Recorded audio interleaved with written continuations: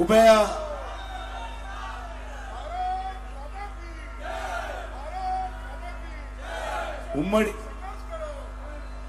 ఉమ్మడి ఆంధ్రప్రదేశ్లో జరిగినటువంటి ఎన్నికల్లో కూడా అంబర్పేట ఒక భారతీయ జనతా పార్టీకి కంచుకోటగా అనేక సార్లు ఇద్దరు శాసనసభ్యులు గెలిచినప్పుడు కూడా అంబర్పేట నుంచి మనం గెలిపించాం. కాబట్టి అంబర్పేటలో మనమందరం కూడా మరి రెండు చేతులెత్తి అందరం కూడా నినాదంటాం, భారత్ మాతాకి. చేతులు ఉన్న వాళ్ళు అందరు ఎత్తాలి, రెండు ఉంటే రెండు ఎత్తాలి, ఒకటి ఉంటే ఒకటి ఎత్తండి. భారత్ మాతాకి, భారత్ మాతాకి జై శ్రీరామ్, జై శ్రీరామ్. सियावर रामचंद्र महाराज की, राम लक्ष्मण जानकी. नरेंद्र मोदी गारी नायकत्వం, భారతీయ జనతా పార్టీ. కమలం పువ్వు గుర్తుకే, కమలం పువ్వు గుర్తుకే. వేదిక మీద ఉన్నటువంటి అధ్యక్షులు గౌతమ్ రావు గారు, శ్యామ్ సుందర్ గౌడ్ గారు, మాజీ మంత్రివర్యులు ఈటెల రాజేందర్ గారు, కామారెడ్డిలో ఈనాటి ముఖ్యమంత్రి అయినటువంటి రేవంత్ రెడ్డిని, ఫామ్ హౌస్ లో ఉన్నటువంటి మాజీ ముఖ్యమంత్రి కేసీఆర్ ను ఓడించి జాయింట్ కిల్లర్ గా ఈరోజు మన ముందు నిలబడ్డటువంటి వెంకటరమణారెడ్డి గారు, నిజామాబాద్ ఆర్మూర్ నుంచి శాసనసభ్యుడు ఎమ్మెల్యేగా గెలిచినటువంటి పైడి రాకేష్ రెడ్డి గారు, మాజీ పార్లమెంట్ సభ్యులు కొండ విశ్వేశ్వర రెడ్డి గారు, మాజీ మంత్రివర్యులు ఇటీవలనే అంబర్పేట నుంచి భారతీయ జనతా పార్టీ అభ్యర్థిగా పోటీ చేసినటువంటి కృష్ణ యాదవ్ గారు, మన పక్కనున్నటువంటి ఉప్పల్ నుంచి ఎమ్మెల్యేగా గెలిచి ఇటీవల మళ్లీ పోటీ చేసినటువంటి ఎన్వీఎస్ఎస్ ప్రభాకర్ గారు, మాజీ శాసనసభ్యురాలు ఫైర్ బ్రాండ్ బడిగే శోభ గారు, మాజీ శాసనసభ్యులు బీజేపీ రాష్ట్ర కార్యదర్శి రఘునందన్ రావు గారు, మాజీ శాసనసభ్యులు ఖైరతాబాద్ బీజేపీ రాష్ట్ర శాఖ ఉపాధ్యక్షులు పెద్దలు చింతల రామచంద్రెడ్డి గారు, ఈ యొక్క యాత్రకు కోఆర్డినేటర్స్ గా పనిచేసినటువంటి భరత్ గౌడ్ గారు, ప్రదీప్ రావు గారు, అదేవిధంగా మన ఇన్ఛార్జ్ అయినటువంటి వీరెల్లి చంద్రశేఖర్ గారు, రాజశేఖర్ గారు, ప్రకాష్ రెడ్డి గారు, శ్రీనివాస్ గారు, పాపారావు గారు, కృష్ణ గౌడ్ గారు, అంజన్ కుమార్ గౌడ్ గారు, ఆనంద్ గౌడ్ గారు, ఓబీసీ మోర్చా రాష్ట్ర అధ్యక్షులు, మన కార్పొరేటర్స్ అయినటువంటి నల్లకుంట అమృత గారు, కాచిగూడ నుంచి ఉమా రమేష్ యాదవ్ గారు, మోండా నుంచి కొంతం దీపిక గారు, ఎల్బీ నగర్ నుంచి కార్పొరేటర్ నరసింహారెడ్డి గారు, అదేవిధంగా సారంగపాణి గారు, బండారు విజయలక్ష్మి గారు, శ్రీవర్ధన్ గారు, చాడా శ్రీనివాస్ రెడ్డి గారు, కట్టా సుధాకర్ గారు, విజయలక్ష్మి గారు, గీతామూర్తి గారు, మాజీ మహిళా మోర్చా రాష్ట్ర అధ్యక్షురాలు రామకృష్ణ గారు, శ్రీ గణేష్ గారు, వీరేందర్ బాబు గారు, అదేవిధంగా మౌనిక గారు, ఏరెల్ల అజయ్ కుమార్ గారు, శ్యామ్ రాజ్ గారు, మన అసెంబ్లీ కన్వీనర్ నాగేశ్వర రెడ్డి గారు, వెంకటస్వామి గారు, క్షమించాలి అందరూ కూడా దయచేసి. చాలా మంది పెద్దలు ఉన్నారు. యువమోర్చా రాష్ట్ర అధ్యక్షులు ఉన్నారు, మహేందర్ గారు, గణేష్ గారు ఉన్నారు. కాబట్టి నేను అందరి పేరు తీసుకోనందుకు క్షమించాలి. ఇప్పటికే చాలా ఆలస్యమైంది. మీకు అందరికీ తెలుసు, భారతీయ జనతా పార్టీ ఆధ్వర్యంలో రానున్నటువంటి పార్లమెంట్ ఎన్నికల్లో విజయ సంకల్ప యాత్ర పేరుతో తెలంగాణ వ్యాప్తంగా 5 యాత్రలు ప్రారంభించడం జరిగింది. ఒక యాత్ర మహబూబ్ నగర్ కృష్ణా గ్రామం నుంచి కృష్ణమ్మ నది తల్లి యొక్క ఆశీర్వాదం తీసుకొని ఒక యాత్ర అక్కడి నుంచి ప్రారంభించాము. మరొక యాత్ర ఉమ్మడి రంగారెడ్డి జిల్లా తాండూరు నుంచి ప్రారంభించాము. ఒక యాత్ర ఉమ్మడి ఆదిలాబాద్ బాసర అమ్మ సరస్వతి దేవి యొక్క ఆశీస్సులు తీసుకొని బాసర నుంచి ప్రారంభించాము. మరొక యాత్ర యాదగిరి గుట్ట లక్ష్మీనరసింహ స్వామి ఆశీస్సులు తీసుకొని లక్ష్మీనరసింహ స్వామి పాదాల నుంచి మరొక యాత్ర ప్రారంభించాము. 5వ యాత్ర భద్రాచలం సీతారాముల స్వామి వారి యొక్క ఆశీస్సులు తీసుకొని 5వ యాత్ర ప్రారంభించాము.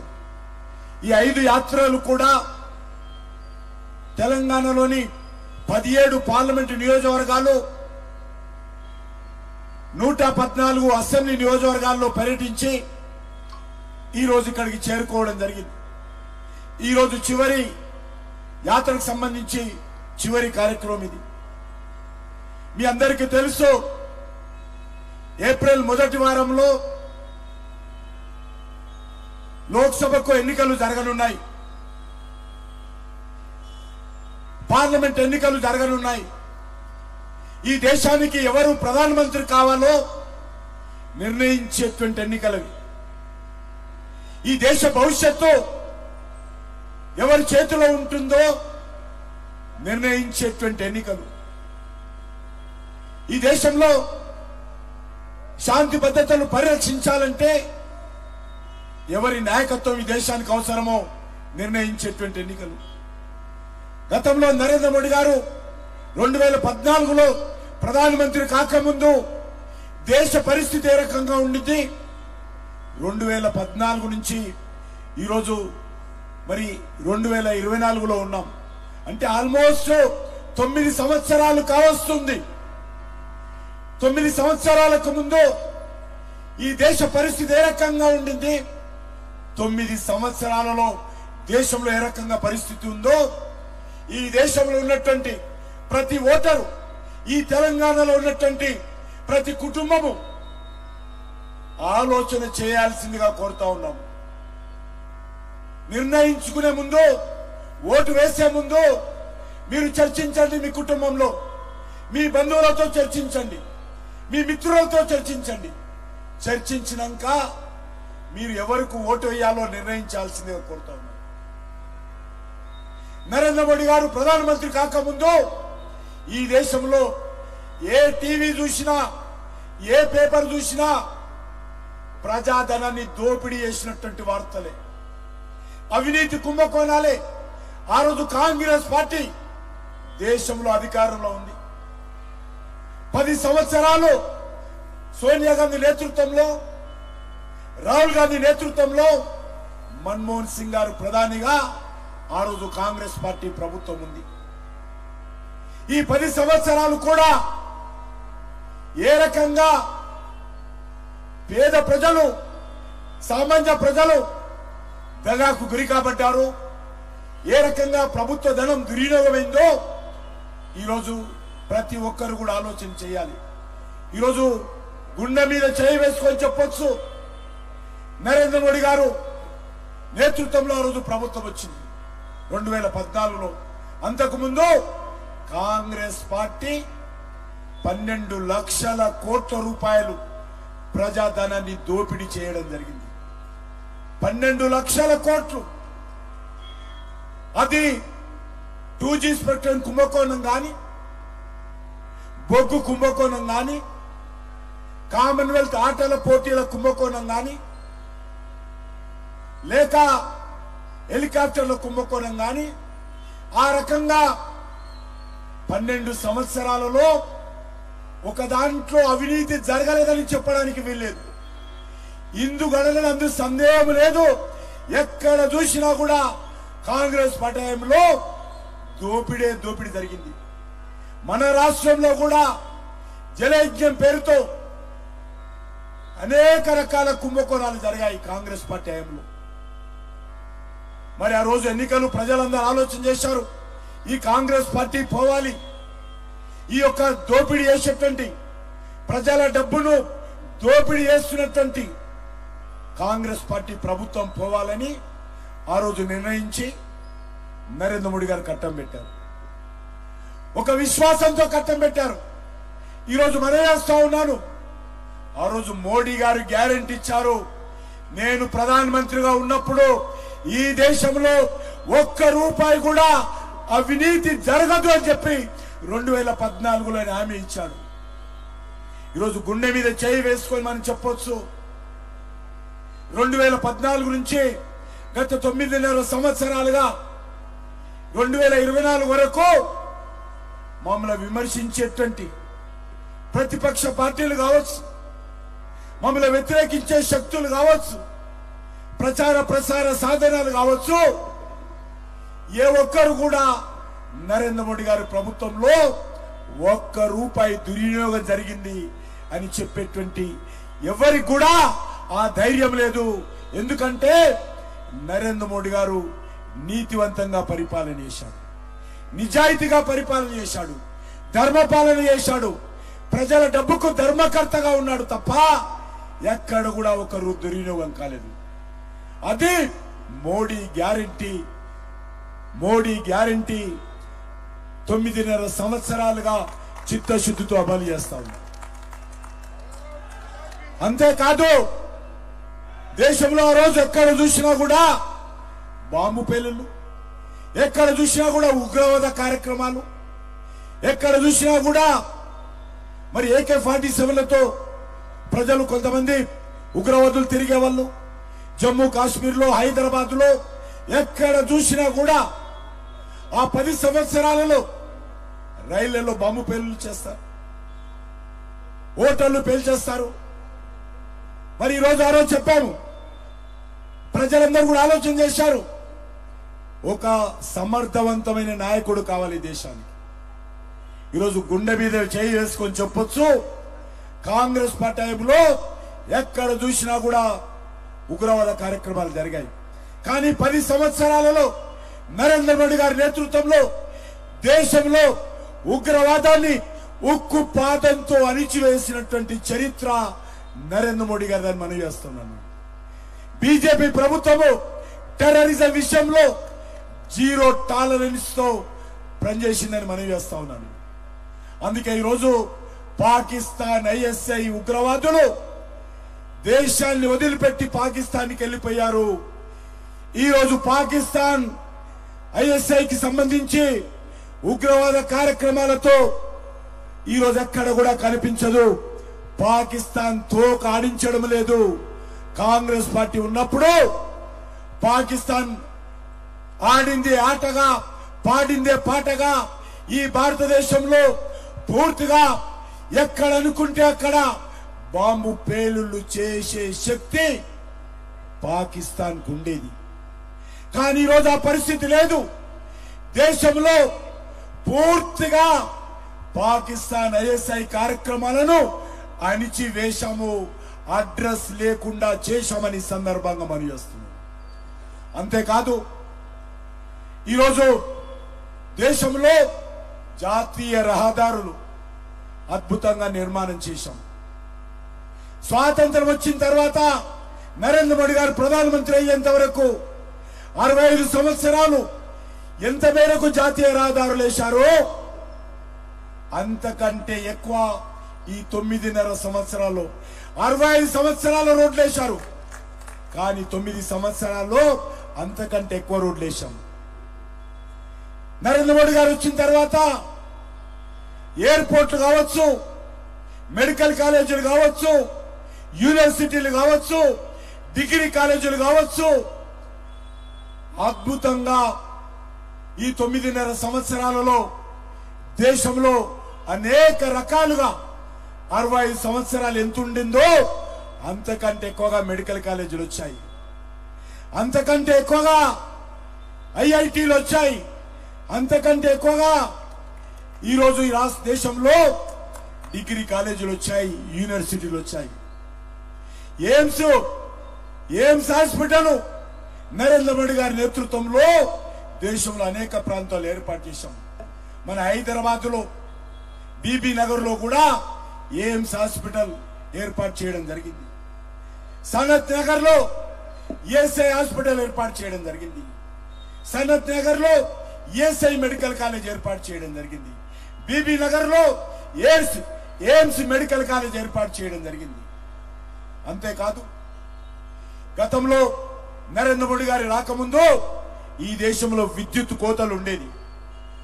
వ్యవసాయ రంగానికి విద్యుత్ కోతలు, కంపెనీలకు విద్యుత్ కోతలు, వాణిజ్య రంగానికి విద్యుత్ కోతలు, ఇండ్లకు కూడా విద్యుత్ కోతలు ఉండేది డొమెస్టిక్. ఈ రోజు దేశంలో నరేంద్ర మోడీ గారు ప్రధానమంత్రి అయిన తర్వాత విద్యుత్ కోతలు లేనటువంటి దేశ నిర్మాణం జరిగింది. ఎక్కడ కూడా ఎంత అవసరం అనుకుంటే అంత విద్యుత్ ఇస్తా ఉన్నాము. నరేంద్ర మోడీ గారు ప్రధానమంత్రి కాకముందు వ్యవసాయ రంగానికి ఎరువుల కొరత ఉండేది.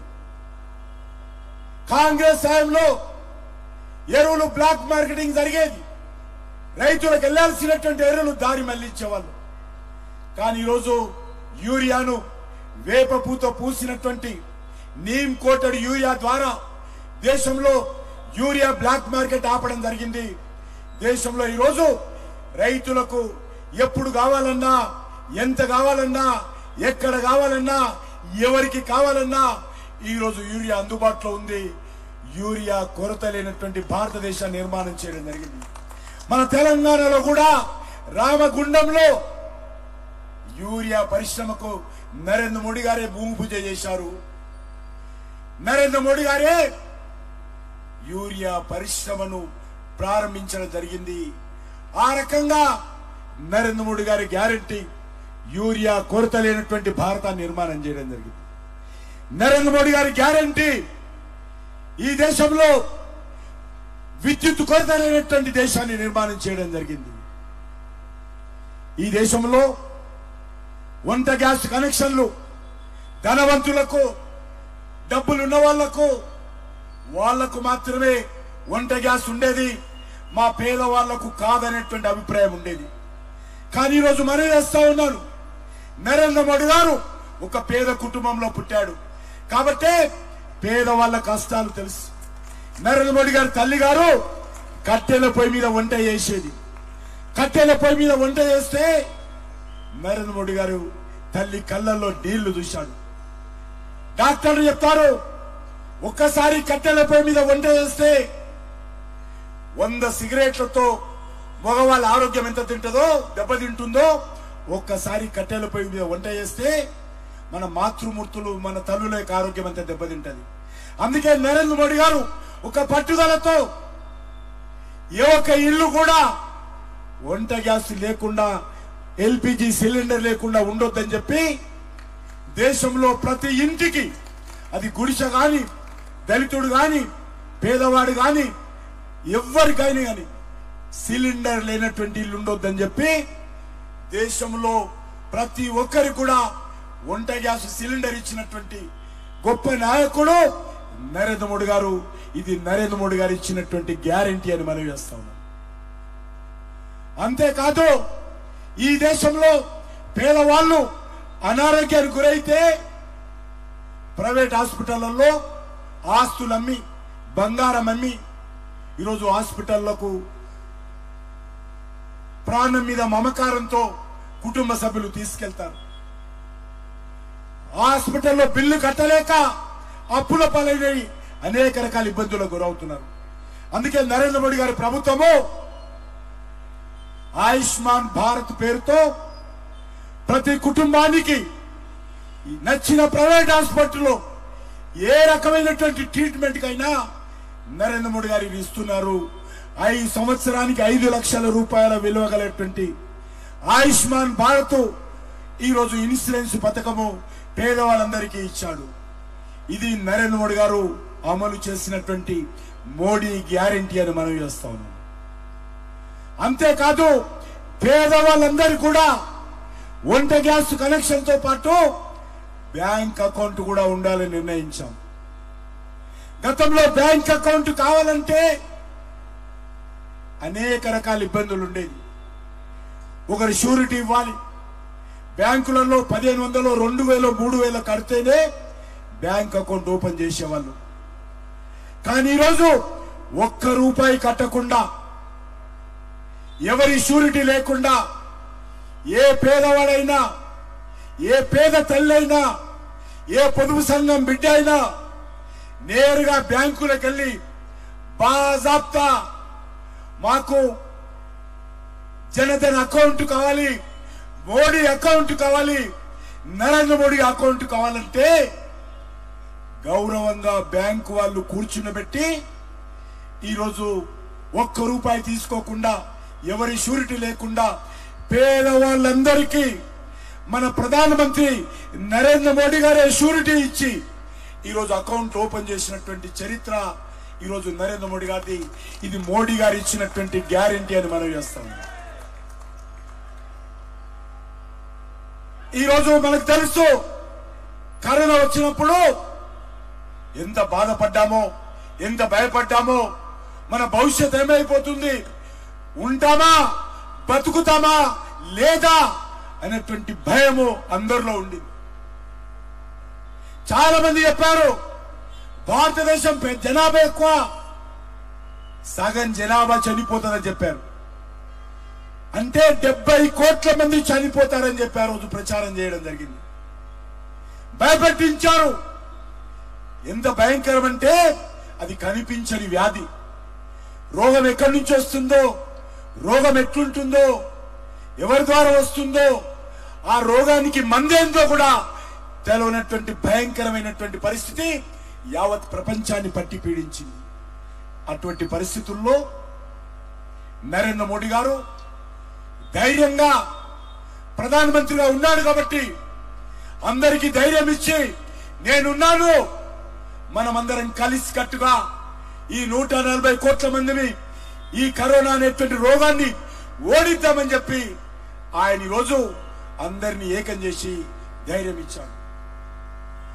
N95 మాస్కులు కావచ్చు, ఆక్సిజన్ సిలిండర్స్ కావచ్చు, హాస్పిటల్లో డాక్టర్లను సిద్ధం చేసే కార్యక్రమం కావచ్చు, అన్ని రకాలుగా పోలీసుల నుంచి మొదలు పెడితే, అంగన్వాడీ ఆశా వర్కర్స్ నుంచి మొదలు పెడితే, నర్సుల నుంచి మొదలు పెడితే డాక్టర్ల వరకు కూడా అందరికీ ధైర్యం ఇచ్చి ప్రజలను ఆదుకోవాల్సినటువంటి బాధ్యత మనది అని చెప్పి సిద్ధం చేసినటువంటి వ్యక్తి నరేంద్ర మోడీ గారు.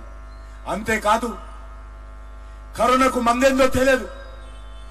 నరేంద్ర మోడీ గారు అనేకమైనటువంటి శాస్త్రజ్ఞులతో మాట్లాడి, సైంటిస్టులతో మాట్లాడి మందు కనుగొనే విధంగా ప్రోత్సహించాడు. చెప్పాడు వాళ్లకు, నా ప్రజల ప్రాణాలు ముఖ్యము, ఎన్ని వేల కోట్ల రూపాయలు ఖర్చు అయినా సరే మన దేశంలో కరోనా నుంచి ప్రజలను రక్షించడానికి ఇంజెక్షన్స్ కనుగొనాలని చెప్పాడు, వ్యాక్సిన్ కనుగొనాలని చెప్పాడు. అదృష్టవశాత్తు నరేంద్ర మోడీ గారి ప్రోత్సాహంతో మన శాస్త్రజ్ఞులు వ్యాక్సిన్ కనుగొన్నారు. యావత్ ప్రపంచంలో కొంత ముందు వ్యాక్సిన్ కనుగొని పేద ప్రజలందరికీ మొదటి డోసు, సెకండ్ డోసు, మూడోది బూస్టరు ఫ్రీగా మోడీ గారు మనకందరికీ ఇచ్చి మన ప్రాణాలు కాపాడాడు. మనందరి ప్రాణాలు కాపాడినటువంటి వ్యక్తి ఎవరు? నరేంద్ర మోడీ గారు. మొదటి వ్యాక్సిన్ ఇచ్చిండా? రెండో వ్యాక్సిన్ ఇచ్చాడా? బూస్టర్ ఇచ్చాడా? అది నరేంద్ర మోడీ గారి గ్యారంటీ అని మనం చేస్తా ఉన్నాను. మోడీ ఇచ్చినటువంటి గ్యారంటీ ప్రకారము యావత్ ప్రజల ప్రాణాలు కాపాడాడు. ప్రపంచమంతా కూడా అన్ని దేశాలలో డాలర్ల మీద డాలర్లు వసూలు చేశారు ఒక ఇంజెక్షన్. 10,000 నుంచి 20,000, 30,000, 40,000, 50,000 వరకు కూడా కొన్ని దేశాలు ఈ కరోనా మందు ఇవ్వడం కోసం వసూలు చేశారు. కానీ మన దేశంలోనే నరేంద్ర మోడీ గారు 140 కోట్ల మందికి కరోనా వ్యాక్సిన్ ఉచితంగా ఇచ్చినటువంటి చరిత్ర నరేంద్ర మోడీ గారి. అవునా కాదా? అది నరేంద్ర మోడీ గారు ఇచ్చినటువంటి గ్యారెంటీ. ఈ దేశంలో మీకందరికీ తెలుసు, గ్రామ పంచాయతీలో పారిశుభ్రం నుంచి మొదలు పెడితే, స్కూళ్లలో పిల్లలకు మిడ్ డే మీల్స్ నుంచి మొదలు పెడితే, స్కూళ్లలో పిల్లలకు యూనిఫామ్ నుంచి మొదలు పెడితే, అన్ని రకాలుగా తెలంగాణ రాష్ట్రంతో సహా నరేంద్ర మోడీ గారి ప్రభుత్వము దేశమంతా అభివృద్ధి చేసింది.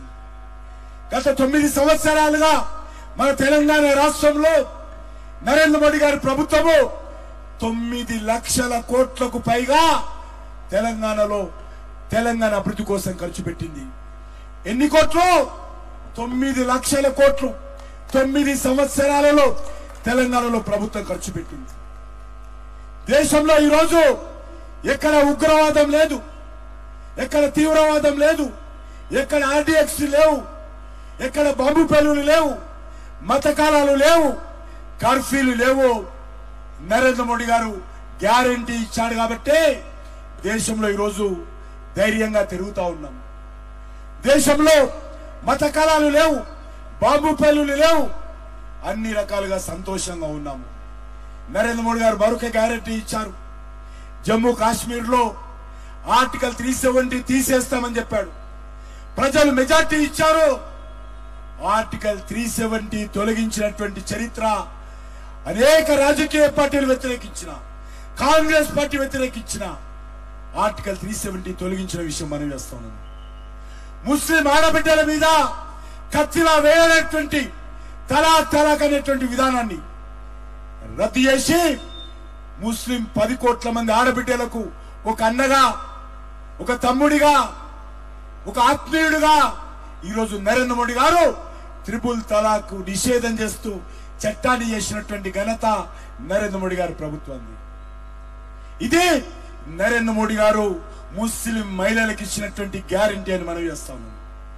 అంతేకాదు 500 సంవత్సరాలుగా అయోధ్యలో రాముడు జన్మించినటువంటి స్థలములో రామ మందిరాన్ని ధ్వంసం చేసి మన రాముణ్ణి పక్కన టెంట్లలో ఎండకు వానకు వదిలేశారు. టెంట్ లో ఉన్నాడు రాముడు. 500 సంవత్సరాల మన రాముడు ఆ టెంట్ లో ఉన్నాడు. ఎవరు గుడి కట్టలే, ఎవరు సాహసం చేయలే. గతంలో బ్రిటిష్ వాళ్ళు ఉన్నప్పుడు కూడా సాహసం చేయలే. స్వాతంత్రం వచ్చిన తర్వాత కాంగ్రెస్ పార్టీ అటలే పట్టించుకోలేదు. గుడి కడతామంటే కాంగ్రెస్ పార్టీ వ్యతిరేకించింది. కానీ ఈరోజు నరేంద్ర మోడీ గారు గ్యారెంటీ ఇచ్చాడు. ఎన్నికలకు ముందు గ్యారెంటీ ఇచ్చాడు. నేను ప్రధానమంత్రి అయితే, మెజార్టీ వస్తే అయోధ్యలో రామ మందిర నిర్మాణం చేస్తామని ఎన్నికల ప్రణాళికలో గ్యారెంటీ ఇచ్చాము. ఈరోజు నరేంద్ర మోడీ గారు ధైర్యంగా అయోధ్యలో రామ మందిర నిర్మాణం చేసి ఈరోజు దేశ ప్రజలకు ఇచ్చినటువంటి హామీని నిర్మాణం చేయడం జరిగింది. అదే మోడీ ఇచ్చినటువంటి గ్యారెంటీ అని మనం చేస్తున్నాం. ఈ రకంగా నరేంద్ర మోడీ గారు అనేక రకాలుగా ఎక్కడుండే వాళ్ళం మనం. ఒక పేదవాడింట్లో టాయిలెట్ నుంచి మొదలు పెడితే చంద్రుని దగ్గర కూడా చంద్రయాన్ పంపించినటువంటి ఘనత నరేంద్ర మోడీ గారిని మనం చేస్తా ఉన్నాం. చందమామ రావే అని మన పిల్లలు పాడేవాళ్ళము. కానీ నరేంద్ర మోడీ గారు ఆ చందమామను వాటర్లో, ఆకాశంలో చూపించలే. స్వయంగా చంద్రమామ దగ్గరికి మన భారతదేశాన్ని పంపించినటువంటి ఘనత నరేంద్ర మోడీ గారిని మనం చేస్తా ఉన్నాం. ఏ విషయంలో తీసుకున్నా కూడా నరేంద్ర మోడీ గారి ప్రభుత్వము ఒక ప్రత్యేకత ఉంది. నరేంద్ర మోడీ గారి ప్రభుత్వము ఒక అభివృద్ధి ఎజెండా ఉంది. నరేంద్ర మోడీ గారి ప్రభుత్వము ఒక విప్లవాత్మకమైనటువంటి విధానపర నిర్ణయాలు తీసుకున్నాడు. ఏ విషయంలో తీసుకున్నా కూడా నరేంద్ర మోడీ గారు ప్రత్యేకత మనకు అనిపిస్తుంది. 10 సంవత్సరాల క్రితం ఏ రకంగా ఉండే ఎన్నికలు వస్తే అధిక ధరల సమస్య వచ్చేది. ఈరోజు ఎక్కడ కూడా అధిక ధరల సమస్య మాట్లాడారు ఎవరు కూడా. ధరలు అదుపులో ఉన్నాయి, నీతి నిజాయితీతో పరిపాలన ఉంది. అందుకే ఈరోజు మనం చేస్తున్నాను, ఏప్రిల్లో జరిగేటువంటి ఎన్నికలు అవి ఢిల్లీ ఎన్నికలు. ఏప్రిల్లో జరిగేటువంటి ఎన్నికలు దేశానికి సంబంధించిన ఎన్నికలు. ఏప్రిల్లో జరిగేటువంటి ఎన్నికలు మన దేశ అభివృద్ధికి సంబంధించిన ఎన్నికలు. ఏప్రిల్లో జరిగేటువంటి ఎన్నికలు దేశ భవిష్యత్తుకు సంబంధించిన ఎన్నికలు. ఏప్రిల్లో జరిగేటువంటి ఎన్నికలు మన భవిష్యత్తుకు సంబంధించిన ఎన్నికలు. ఏప్రిల్లో జరిగేటువంటి ఎన్నికలు మన పిల్లల భవిష్యత్తుకు సంబంధించిన ఎన్నికలు. ఏప్రిల్లో జరిగేటువంటి ఎన్నికలు దేశ గౌరవానికి సంబంధించిన ఎన్నికలు. ఏప్రిల్లో జరిగేటువంటి ఎన్నికలు ఆధ్యాత్మికమైనటువంటి మార్పుకు సంబంధించినటువంటి ఎన్నికలు. ఆధ్యాత్మికమైనటువంటి గౌరవానికి సంబంధించినటువంటి ఎన్నికలు. ఏప్రిల్లో జరిగేటువంటి ఎన్నికలు నీతికి సంబంధించినటువంటి ఎన్నికలు. అవినీతి వ్యతిరేకంగా జరిగేటువంటి ఎన్నికలు. ఏప్రిల్లో జరిగేటువంటి ఎన్నికలు కుటుంబ పాలనకు, కుటుంబ రాజకీయాలకు వ్యతిరేకంగా జరిగేటువంటి ఎన్నికలు. ఏప్రిల్లో జరిగేటువంటి ఎన్నికలు పేద ప్రజలకు సంబంధించిన ఎన్నికలు. కాబట్టి ఆ ఎన్నికల్లో మనమందరం కూడా నరేంద్ర మోడీ గారిని ఆశీర్వదించాలని, నరేంద్ర మోడీ గారికి విజయాన్ని చేకూర్చాలని ఒక సంకల్పం తీసుకోవాలి. అందుకోసమే ఈరోజు విజయ సంకల్ప యాత్ర పేరుతో నరేంద్ర మోడీ గారి ప్రభుత్వము ఈరోజు తెలంగాణలో చేపట్టినటువంటి అనేక కార్యక్రమాలను, దేశంలో చేపట్టినటువంటి అనేక కార్యక్రమాలను ప్రజలకు వివరిస్తూ ప్రజల మద్దతు కూడగట్టేటువంటి ప్రయత్నం చేస్తా ఉన్నాం. అందుకే మీ అందరినీ కోరుతా ఉన్నాను, రానున్న రోజుల్లో కూడా నరేంద్ర మోడీ గారి ప్రభుత్వము వచ్చే 5 సంవత్సరాలలో 4 ఎజెండాలు గ్యారంటీలు ఇస్తా ఉన్నాం. ఒక గ్యారంటీ, వ్యవసాయ రంగాన్ని ఆదుకుంటాము, వ్యవసాయ రంగాన్ని పూర్తిగా లాభం పెంచే విధంగా ప్రయత్నం చేస్తాము. ఇది నరేంద్ర మోడీ గారు వచ్చే ఎన్నికలు ఇచ్చే గ్యారంటీ. రెండవ గ్యారంటీ ఈ దేశంలో మహిళల సంక్షేమం కోసం, మహిళల సాధికారిత కోసం, మహిళల గౌరవాన్ని పెంచే విషయంలో, మహిళల హక్కులు కల్పించే విషయంలో, మహిళలకు సంబంధించి అన్ని రకాలుగా మగవాళ్లతో సమానంగా మహిళలు నిలబెట్టేటువంటి గ్యారంటీ రెండవ గ్యారంటీ ఇవ్వబోతా ఉన్నాం. మూడవ గ్యారంటీ ఈ దేశానికి సంబంధించినటువంటి యువ శక్తికి సంబంధించినటువంటి, యూత్కు సంబంధించి ఈరోజు ప్రపంచంలో అత్యధికమైనటువంటి యువత. బాబు ఆపండి, రోకం, ఎవరు ఏమన్నారు, ఆపండి. ఈ దేశంలో యువతకు సంబంధించి ప్రపంచంలో అత్యధికమైనటువంటి యువ జనాభా భారతదేశంలో ఉంది. కాబట్టి యువశక్తికి పూర్తిగా దేశ అభివృద్ధిలో భాగస్వాములు చేస్తాం. యువశక్తిని పూర్తిగా దేశ నిర్మాణంలో భాగస్వాములు చేస్తాం. యువశక్తిని అన్ని రంగాల్లో ప్రోత్సహిస్తాం. కాబట్టి యువకులకు సంబంధించి, వాళ్ళ సంక్షేమానికి సంబంధించి మూడో గ్యారంటీ భారతీయ జనతా పార్టీ మోడీ గారు ఇస్తా ఉన్నారు. నాలుగో మోడీ గ్యారంటీ ఇస్తా ఉన్నాం. పేదలకు సంబంధించి 9 సంవత్సరాలుగా పేదరికం నుంచి చాలా మందిని బయటికి తీసుకొచ్చాము. వచ్చే 5 సంవత్సరాలలో కూడా దేశంలో పేదలు ఏ కష్టం లేకుండా, ఇబ్బందులకు గురి కాకుండా అన్ని రకాలుగా నరేంద్ర మోడీ గారి ప్రభుత్వం ఆదుకుంటుంది. కాబట్టి 4 గ్యారంటీలు వచ్చేటువంటి 5 సంవత్సరాలలో నరేంద్ర మోడీ గారి ప్రభుత్వం చేయబోతుంది. కాబట్టి మనం ఆలోచన చేయాలి. ఇవి తెలంగాణకు సంబంధించిన ఎన్నికలు కావు. తెలంగాణలో మొన్నటి వరకు ఉన్నటువంటి టిఆర్ఎస్ పార్టీ ఫామ్ హౌస్కి వెళ్ళిపోయింది. కేసీఆర్ కనిపించడం లేదు. కేసీఆర్ ఎన్నికలైన తర్వాత ఒకే ఒకసారి నల్గొండ మీటింగ్ లో కనిపించాడు, అసెంబ్లీకి రాలా. కేసీఆర్ రాజకీయాలు వదిలేసినట్టుగా కనిపిస్తా ఉంది. ఒకటి మనవి చేస్తా ఉన్నాను, ఆయన వదిలేసినా వదిలేయకపోయినా ఆయన రాజకీయాల్లో ఉండకపోయినా తెలంగాణకు మాత్రము కేసీఆర్ అవసరం లేదు. తెలంగాణలో టిఆర్ఎస్ పార్టీ అవసరం లేదు. కేసీఆర్ కుటుంబం మీకు అవసరం లేదు.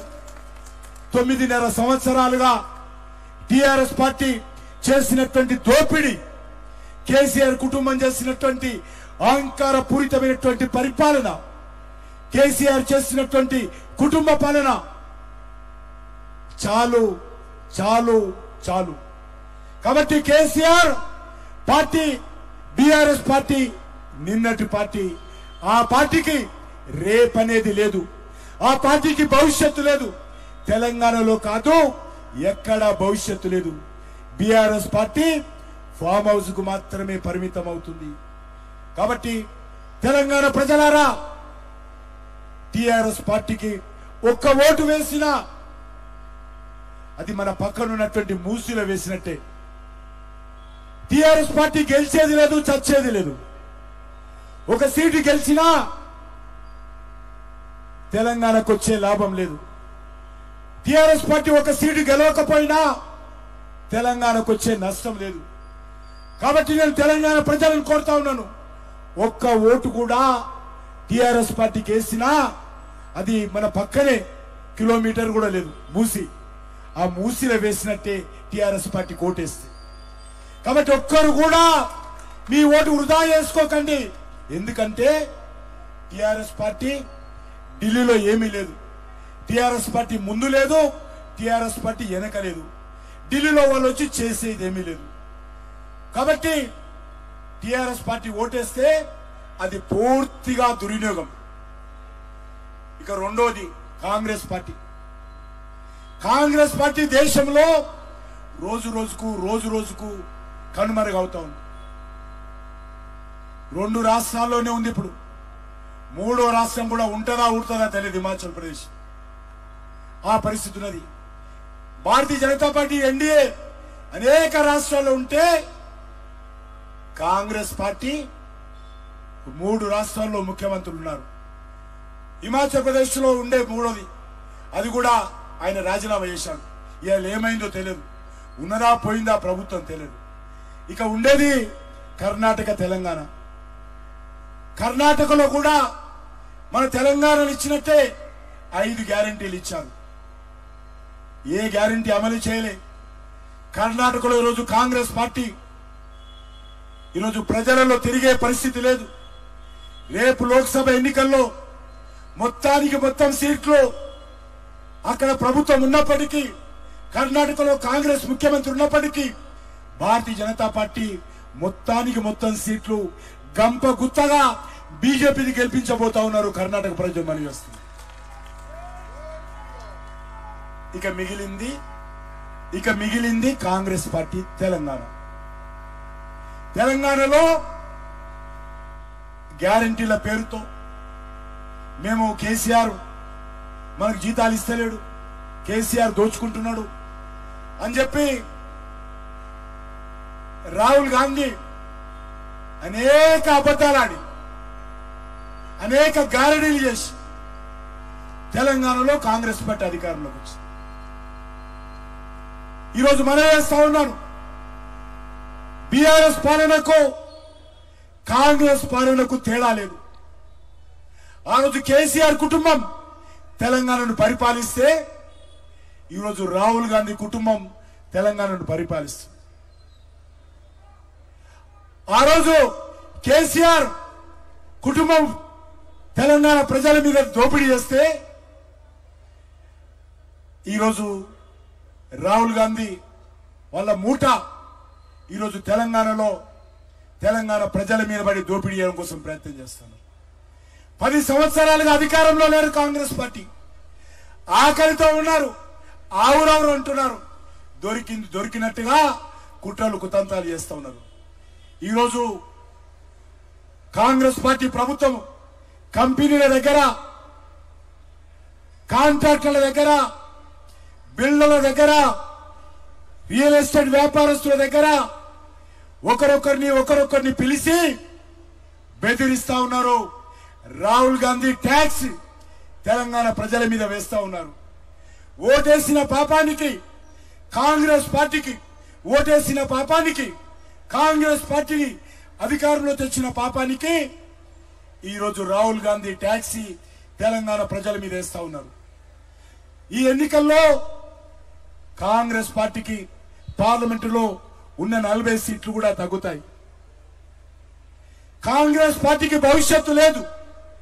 కాబట్టి తెలంగాణ సమాజమా, తెలంగాణ ప్రజలారా, తెలంగాణ విద్యావంతులారా, తెలంగాణ మేధావులారా, తెలంగాణ కవులారా, కళాకారులు ఆలోచించండి. 9 సంవత్సరాలలో 9 లక్షల కోట్ల రూపాయలు తెలంగాణకి ఇవ్వడం జరిగింది. ఈరోజు బస్తీ దవాఖానా నరేంద్ర మోడీ గారు ఇచ్చిన డబ్బులతో నడుస్తా ఉన్నాయి. ఈరోజు పొదుపు సంఘాలకు బ్యాంకులు అప్పించేది నరేంద్ర మోడీ గారి ప్రభుత్వం. ఈరోజు అంగన్వాడీ టీచర్లకు నరేంద్ర మోడీ డబ్బులు ఇస్తున్నారు. ఈరోజు ప్రభుత్వ పాఠశాలలో mid day meals Narendra Modi గారి ప్రభుత్వం. ఈరోజు ప్రభుత్వ పాఠశాలలో పిల్లలకు స్కూల్ యూనిఫాము నరేంద్ర మోడీ గారి ప్రభుత్వం. కాబట్టి నేను కోరుతా ఉన్నాను, మీ అందరినీ కోరుతా ఉన్నాను, కాంగ్రెస్ పార్టీ ఈరోజు ఏ మాత్రం లోక్సభ ఎన్నికల్లో ప్రభావం దేశంలో చూపదు. కాబట్టి రేపు నరేంద్ర మోడీ గారి ప్రభుత్వం ఏర్పడడం ఖాయం. 370 సీట్లు బీజేపీకి రావాలని, మరో 30 సీట్లు ఎన్డీఏకి కలుపుకొని 400 సీట్లు నరేంద్ర మోడీ గారి నాయకత్వంలో దేశ ప్రజలు ఈరోజు నరేంద్ర మోడీ గారికి ఇవ్వబోతా ఉన్నారు. అందులో 17కు 17 సీట్లు తెలంగాణ ప్రజలు కూడా బీజేపీని గెలిపించి నరేంద్ర మోడీ గారి నాయకత్వంలో రేపు ఏర్పడేటువంటి ప్రభుత్వానికి సహకరించి నరేంద్ర మోడీ గారిని ఆశీర్వదించాల్సిందిగా, ఒక సంకల్పం తీసుకొని ముందుకెళ్లాల్సిందిగా ప్రజలను కోరుతా ఉన్నాను. ఇదే ఎవరికో ఓసే ఓటు కాదు, మన పిల్లల భవిష్యత్తు కోసం మనం వేసుకున్నటువంటి ఓటు, మన భవిష్యత్తు కోసం మనం వేసుకున్నటువంటి ఓటు, మన దేశ భవిష్యత్తు కోసం మనం వేసుకున్నటువంటి ఓటు, మన దేశ భద్రత కోసం మనం వేసుకున్నటువంటి ఓటు, మన దేశ గౌరవం కోసం మనం వేసుకున్నటువంటి ఓటు. ఒక పేద కుటుంబంలో పుట్టినటువంటి నరేంద్ర మోడీ గారు పేద ప్రజలు, మధ్యతరగతి ప్రజల గురించి తెలుసు. కాబట్టి అలాంటి వ్యక్తికి తెలంగాణ సమాజం అంతా కూడా అండగా ఉండాలి. మీరు గత ఎన్నికల్లో కాంగ్రెస్ పార్టీ ఓటేస్తుండొచ్చు, లేకపోతే గత ఎన్నికల్లో కొంతమంది టీఆర్ఎస్ పార్టీ ఓటేస్తుండొచ్చు. కానీ వచ్చే ఏప్రిల్